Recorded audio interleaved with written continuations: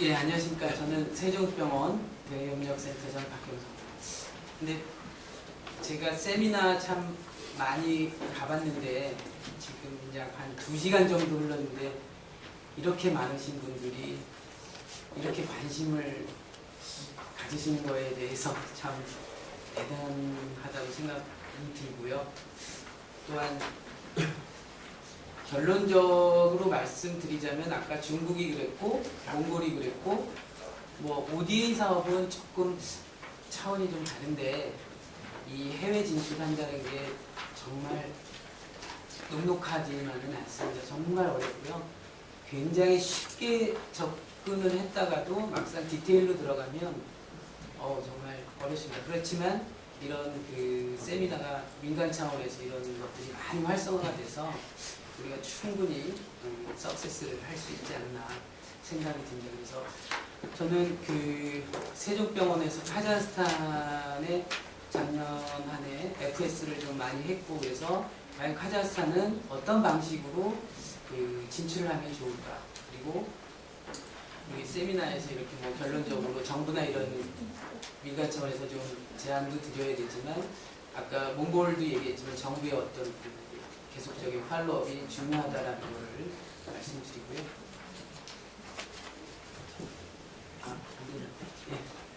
예, 다음 주시죠. 그 1년 동안 저희가 FS를 했는데 주요 기회 요인을 제가 좀 말씀드릴게요. 카자흐스탄 하면은 뭐 소위 말해서 그 제2의 중동이라 불릴 만큼 그 의료 뭐 경제 지표나 의료 시장이 커져가고 있습니다.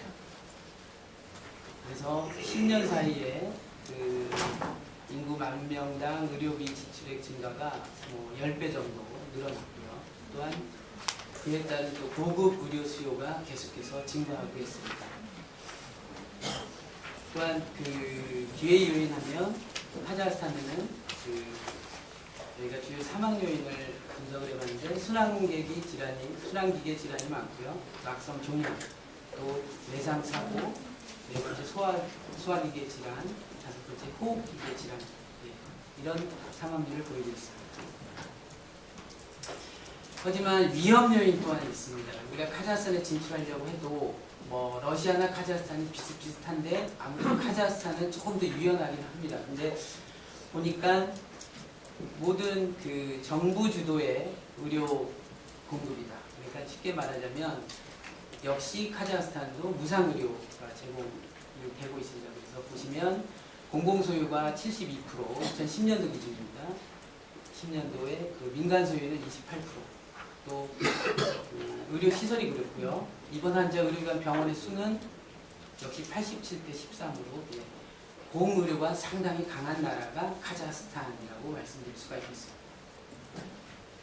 그리고 또한 뭐 대부분의 이 사회주의에서 이렇게 그 자본주의 국가로 넘어갈 때 다 그렇습니다만 뭐 공공의료 서비스 부분은 가장 부패한 분야로 우리가 손꼽히고 있고, 그 공공의료기관에서는 뭐 역시 무상으로 의료가 제공되다 보니까 시민들의 불만이 매우 높은 것으로 파악되고 있습니다. 그래서 좀 더 나은 의사를 만나기 위해서 혹은 좀 더 빨리 저희가 진료를 보기 위해서 뭐 우리 대한민국도 그 의료보험 제도가 정착되기 전에는 그랬다고 저도 알고 있습니다만 막 그 의사한테 일정 정도의 뭐 뇌물을 주고 먼저 진료를 본다거나 뭐 그런 일들이 현재까지도 비일비재합니다. 그래서 2009년도에 카자흐스탄 정부가 어떤 그 의료 서비스 종사자에 대한 뇌물 공여를 금지하는 법안이 입안되기도 했고요. 예, 다음 주시죠. 그래서 나름 분석을 해봤습니다. 그래서 기회, 위협, 강점, 약점이 무엇인가. 그래서 기회 요인을 본다면 역시 국민소득 증가에 따른 의료 수요는 계속해서 증가하고 있고, 아까 순환기계 질환 말씀드렸지만 심장혈관의 질환의 높은 발생 빈도, 질병 관심도가 높고요. 또한 고급 의료 수요가 증가하고 있고, 어떠한 정부의 강력한 투자 의지가 있고, 의료 환경 개선에 투자 의지가 있고, 또 카자흐스탄을 어떤 거점으로 하신다면 주변 뭐 키르기즈스탄, 우즈베키스탄 많습니다만 주변에 6, 7개 스탄의 어떤 그 나라들을 다 이렇게 그 점유할 수 있는 어떤 상징성을 갖게 됩니다. 그렇지만 위험 요인을 본다면 어떤 예를 들어서 의료기관이 투자를 하거나 뭐 한다 그러면 보장이 역시 어렵고요.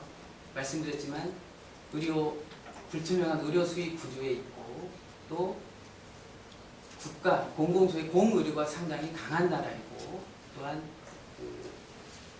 그 와중에 또 정부에서는 카자흐스탄 정부에서는 100개의 병원급 의료기관 설립 프로젝트가 진행되고 있고 또한 의료기관 설립 관련 그 규제 및 면허 제도가 굉장히 까다롭습니다.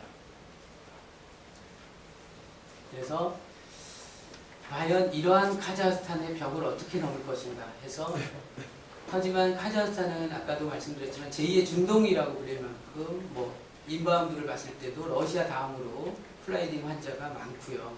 그래서 과연 이 시장을 그냥 놓을 것인가. 그래서 저희가 나름 FS를 거쳐서 내린 결론은 정부 주도의 프로젝트를 참여를 하고 그리고 단기간에 진출할 수 있는 방안인 외래형 병원을 진출을 하자라는 결론을 냈습니다. 네, 다음. 그래서 사실 이 PPP 프로젝트는 결론부터 말씀드리자면 굉장히 호기가 있었는데 기회를 조금은 놓친 감이 없지 않아 듭니다. 근데 이번에 이제 새 정부 들어서면서부터 다시 이제 관계를 어떻게 할 것인가도 굉장히 민감한데요. 역시 PPP 프로젝트다 보니까 정치 상황과도 굉장히 민감한데 무슨 말씀이냐면 과거 그 이명박 정부 때 그 카자흐스탄 대통령하고 굉장히 호영호재하면서 굉장히 친했습니다. 그때 좀 더 이런 PPP나 이런 거를 정부가 계속적으로 좀 푸시업을 했으면 아마 카자흐스탄에 굉장히 좀 중요한 성과가 있을 뻔 했는데 이상하게 그게 2011년도에 그 대통령 그 순방하실 때 국지부 장관이 같이 가서 많은 MOU다 뭐 계약을 체결하고 왔는데 지금 13년도 지금의 그 MOU다 계약이 제대로 된 거는 한 건도 없습니다. 그만큼 아까 몽골에서 얘기했지만 정부의 지속적인 팔로우는 정말 중요합니다. 그래서 상당히 그때 이제 정권이 바뀌기 전에 뭔가 결론이 좀 메이드된 게 있었으면 참 좋았을 뻔했다라는 거고요. 하지만 그 와중에서도 그 다음에도 그 카자흐스탄 보건부 장관 차관이 우리나라에 수시로 왔었습니다. 그리고 또 올 계획을 갖고 있고 작년에 그 예를 들어서 PPP 사업 중에 공고 중에 5개 그 카자흐스탄 그 암센터를 짓는다고 해서 지금 독일, 터키, 한국을 보고 있고요. 아마 그건 카자흐스탄의 신문 공고까지 나왔고 그래서 곧 차관이나 누가 와서 아마 한국의 암센터를 방문해서 공식적으로 그 아마 우리나라 정부한테도 프로포절이 올 것으로 예상이 됩니다. 그래서 저희 같은 경우는 저희는 뭐 암센터를 뭐 설립하고 위탁 운영하는 데는 저는 심장 전문 병원이기 때문에 하지 못하고 그래서 저희가 4월달에 가서 그 정부 관계자를 만나게 돼 있습니다. 4월달에 카자흐스탄 가서 그때 공식적으로 어떤 그 결과물을 갖고 이 PPP 사업을 참여에 대한 것 정부 오히려 그 정부의 어떤 그런 소스를 줄 예정이고요. 저희가 PPP 이 프로젝트 참여는 앞서 발표한 삼성물산 팀과 지금 공동으로 지금 진행하고 있습니다. 그래서 어떤 그 카자흐스탄의 공유료가 강하기 때문에 그 정부가 발주를 내는 PPP 사업에 참여를 해야겠다. 그리고 그래서 어떤 그 카자흐스탄 의료에 기여를 해야겠다라는 거고요. 그래서 세종병원도 아직까지는 10내열간의 어떤 PPP 공고나 예정 발주 사업은 아직 진행됐다는 정보는 받지 못했습니다. 하지만 암센터는 분명 올해 5개 지역, 카자흐스탄 내 5개 지역 암센터가 곧 발주가 난다는 얘기는 정보는 얻었고요. 그래서 만약에 그런 발주가 있으면은 그 수도인 아스타나에는 심혈관 센터가 있지만 알마티에는 제대로 된 심혈관 센터는 현재 없습니다. 그래서 아마도 그 알마티에도 뭐 이런 것들이 그 발주가 되지 않을까 생각해서 계속적으로 그 카자흐스탄 정부와 그 네트워크 공유를 하고 있고요. 작년 다행인 것은 복지부에서 작년 11월에 그 복지부에서 이 카자흐스탄 어떤 프로젝트에 지속적으로 이제 성과를 내기 위해서 가셨었어요. 그래서 위원회 양측 카자흐스탄 그 복지부와 우리나라 그 복지부가 위원회를 만들어서 지금 교류를 하고 있습니다. 그래서 그거는 우리 여기 계신 분들이 좀 귀를 열고 계속적으로 좀 예의 주시할 필요가 있겠다고 생각됩니다. 예. 또한 이제 그 이러한 PPP 참여를 통해서 카자흐스탄에 진출하고 저희 같은 경우 이제 단기적으로 그러면은 이 어떤 그 진출할 거는 없겠느냐. 그래서 이제 외래형 병원입니다. 뭐 카자흐스탄에 예를 들어서 뭐 저희가 대규모 투자 뭐 이렇게 하는 게 아니라 일부 적은 돈의 어떤 투자로 짧은 어떤 카자흐스탄에서 막 일어나는 한류붐을 얻을 수 있는 그 중간 단계의 모델이 개발이 필요하겠다라고 결론을 내서 그 저희가 그 외래 검사실과 외래를 볼 수 있는 외래형 병원을 진출하겠다라는 결론을 냈습니다.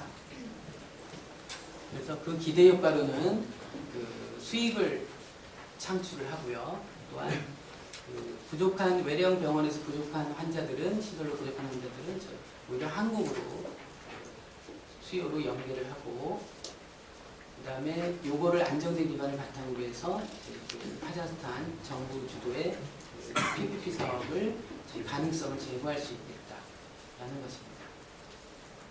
그래서 현지 예상 장소는 알마티의 스트리트에 위치한 예상 장소고요. 요거는 뭐 지금 현재 여길로 정해진 건 아닙니다. 아닌데 저희 그 관계되시는 분이 해서 복지부 과장님하고도 이 자리를 한번 같이 작년에 11월에 갔을 때 보고 왔습니다. 근데 생각만큼 다른 게 우리의 병원이라는 개념은 굉장히 시내에 막 사람 많고 그런 곳인데 그쪽의 외래형 병원의 개념은 조금 또 다르더라고요. 어떻게 다르냐면 막 그 굳이 막 교통도 좋고 이런 지역보다는 조금은 좀 조용하고 그런 지역이 오히려 더 선호가 된다고 합니다. 다음 주시죠.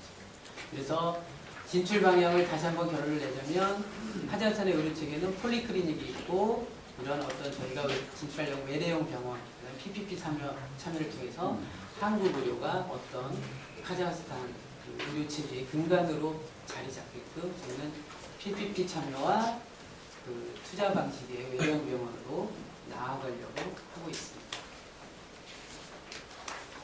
추진 계획은요. 신규 사업 관련해서 외래형 병원은 지금 이제 그 5월에 그 다시 한번 저희가 물론 FS를 했습니다만 한 번 더 저희가 타당성 조사 및 현지 조사를 할 거고요. 그다음에 일정은 뭐 7월에는 그 현지 투자자 및 운영자를 확보하고 구체적인 외래형 병원의 어떤 구체적인 디테일한 진출 방안을 모색하고 9월에는 그 현지 그 카자흐스탄 내 그 운영 조정 현지법인을 설립하려고 합니다.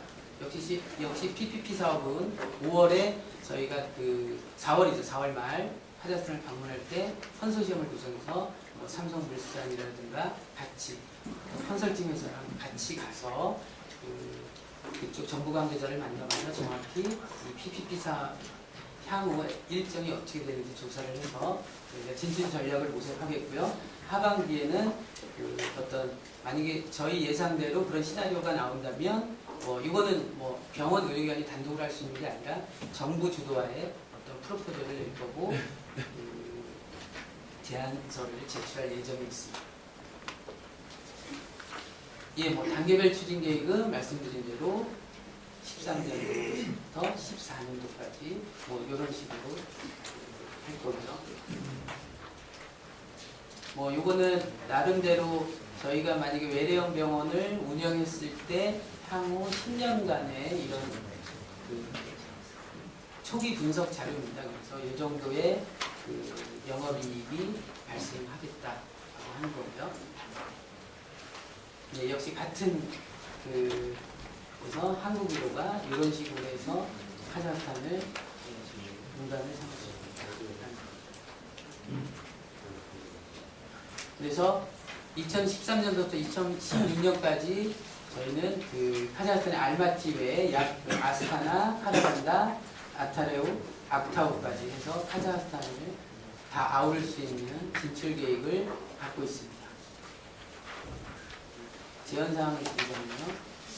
이 비즈니스를 하면서 아직도 우리 세종병원도 저희 세종병원도 뭐 카자흐스탄 내 세종병원이 성공했다. 그러니까 여러분들도 아셔야 될 게 성공이라는 기준이 진출이 성공이냐 아니면 실제로 운영해서 좋은 경영 성과를 내는 게 성공이냐.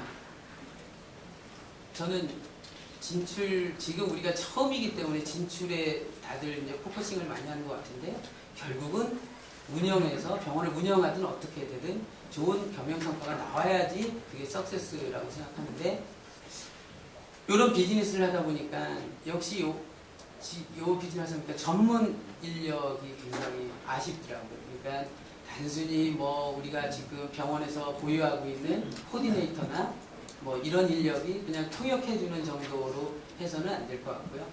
앞으로 이런 좀 이렇게 전문 병원 해외 진출과 관련된 어떤 그 현지 말을 쓸 줄 아는 그런 마케터라고 관련된 그런 사람이 아마 그런 인재가 좀 많이 필요할 것 같습니다. 실제로 그러니까 병원도 잘 알면서 그 나라 말도 할 수 있으면서 또한 그 대기업의 어떤 종합상사나 그런 사람들처럼 좀 이렇게 비즈니스 마인드까지 갖출 수 있는 그런 인재가 정말 없어요. 없다 보니까 참 너무 좀 어렵고 지금도 저희 솔직히 말씀드리면 어렵습니다. 그리고 현지 각종의 이렇게 정책이 변하는 거에서 빠르게 대응하기도 참 어렵습니다. 그리고 어떤 현지 문화에 대한 정책적, 제도적, 문화적 차이에 대한 정보 부족으로 컨소시엄을 구성을 통한 사업 진행이 매우 어렵습니다. 그러니까 뭔가가 딱 우리나라처럼 뭐가 딱 결정되고 이렇게 모여서 이렇게 하면 되는데 이게 이쪽 카자흐스탄이나 러시아권은 참 그런 게 그러니까 확 보이지가 않더라고요. 현재 그렇지만 한류 열풍이 많이 불었고 그래서 참 관심은 많지만 여전히 뭐 한국 의료가 인지도가 그렇게 썩 뭐 좋지는 않습니다. 역시 카자흐스탄도 독일, 터키, 이스라엘 이런 쪽이 강하고요. 의사들도 독일 출신 의사들이 많고 터키 출신 의사들이 많습니다. 건의사항은 뭐 말씀드렸다시피 어떤 이런 그 해외 진출에 대한 사업과 관련 종합적인 추진 및 지원 요청이 정부 쪽에서 좀 있었으면 좋겠고요. 이건 아마 지금 정부에서도 많이 노력하는 걸로 알고 있습니다. 그리고 만약에 돈을 투자하게 된다면 어떤 재정적인 지원이 조금 있었으면 좋겠습니다. 조금이 아니라 이거 좀 어떤 체계적으로 정부에서 이거를 정말 산업으로 본다고 수출 산업으로 본다 그러면 이런 재정적인 어떤 서포트도 분명히 있어야 된다고 생각합니다. 뭐 제가 카자흐스탄 내 대출 금리가 30%라고 하는데 역시 카자흐스탄이 굉장히 고금리거든요. 이 돈을 써가면서 병원을 뭐 거기서 투자를 한다 그런 거는 상당히 어렵거든요. 그래서 요거는 좀 한번 고려가 돼야 되고 정말 병원 수출을 적극적으로 산업으로 지원을 한다면 이러한 어떤 파이낸스적인 측면도 제도적으로 좀 마련이 돼야 되지 않나 생각이 들고요. 뭐 의료진 연수는 말씀했지만 굉장히 중요한 툴입니다. 그리고